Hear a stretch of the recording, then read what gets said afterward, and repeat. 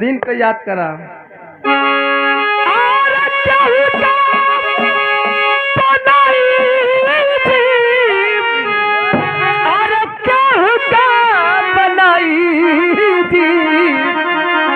भीम जी बनवले जवान और केहू का बनाई जी। भीम जी बनवले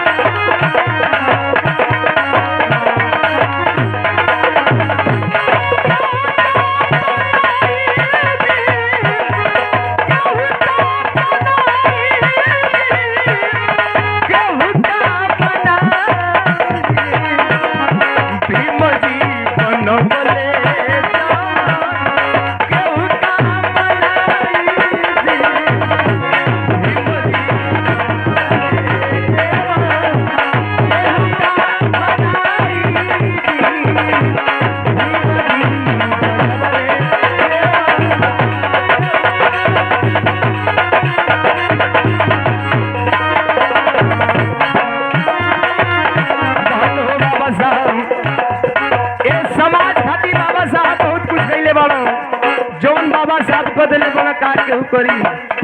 आज बाबे साहब का देर बाकी समाज में हमने के बोलत बतियाओ तो नहीं जाऊँ, पढ़त लिखत वाली जाऊँ।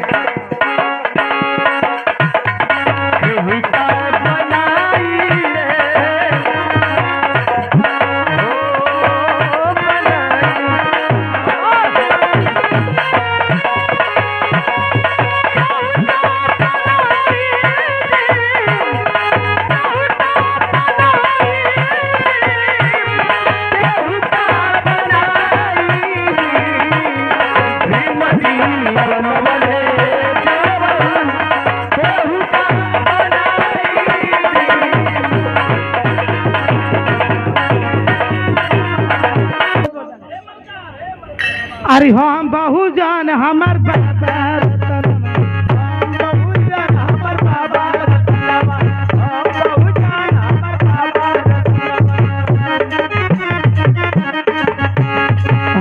बहुजन हमर बाबा बहुजन हमर बाबा बहुजन हमर बाबा बहुजन हमर बाबा भारत के सुंदर विधान भारत के सुंदर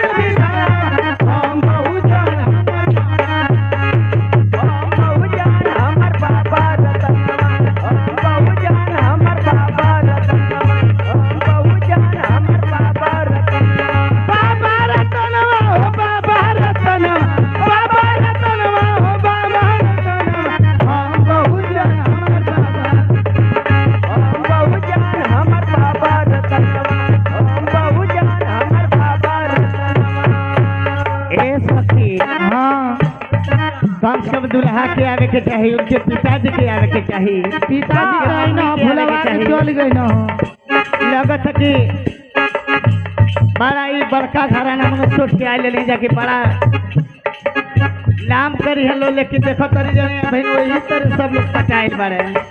देखो हमारा दीदिया लोग पैसा लेके बैठा नहीं, सोचा था जाई कि ना जाई। मलिकार से परमिशन जो है तुम लोग। अरे आज के दिन हमर बाबा रतनवा बहुजन हमर बाबा रतनवा बहुजन हमर बाबा